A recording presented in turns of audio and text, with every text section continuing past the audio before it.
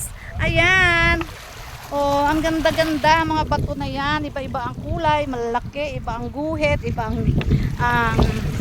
ano ba yan? Ang anyo. Oh, yan oh. Ang sarap ang tubig. Ang lino ng tubig oh. Oh, yung paa ko. Ayan. Ayun. Ayan oh, ang sarap maligo. Alas 12, hindi siya mainit. Kaya ang sarap maligo, hindi ka iitim kasi may mga puno oh.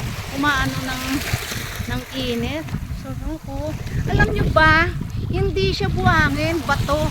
Kaya yung bigat ng bato na yan, kaya pala ng tubig dalhin. Kaya yung mga yan, dinadalan ng tubig pag malalakas talaga yung alon. So yan oh, diba? So bato siya. Ngayon yung bato na yan, mapapakinabangan mo kasi magagamit mo pag gumawa ka ng bahay. Yan. Oh, diba? Oh, yun oh. Kaya itong bato na to. Oh, mantakin mo. Oh, mantakin mo. Kaya pala dalhin ng ng tubig yan kapag malalakas yan. Umiipon. So, ang tubig ang nag-iipon dito sa tabi.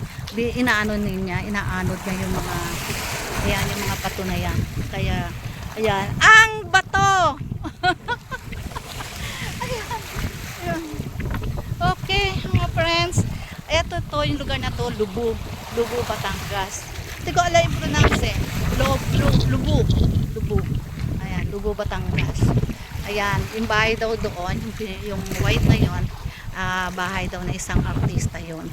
Sikat na artista. Ayan, ang ganda oh. Ayan. Ganda. Okay, dito tayo. Ayan. Maganda na nga ba ito? Malaki.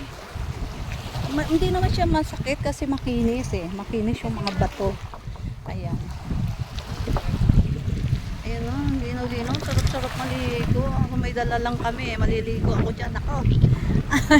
Lahat ang pinupuntahan kong beach, hindi ako naliligo, hindi ako pero eto, nag-attempt talaga ang gusto kong maligo. Ayan o. Kasi ang linaw-linaw, linis-linis ng tubig niya. Okay, banda doon.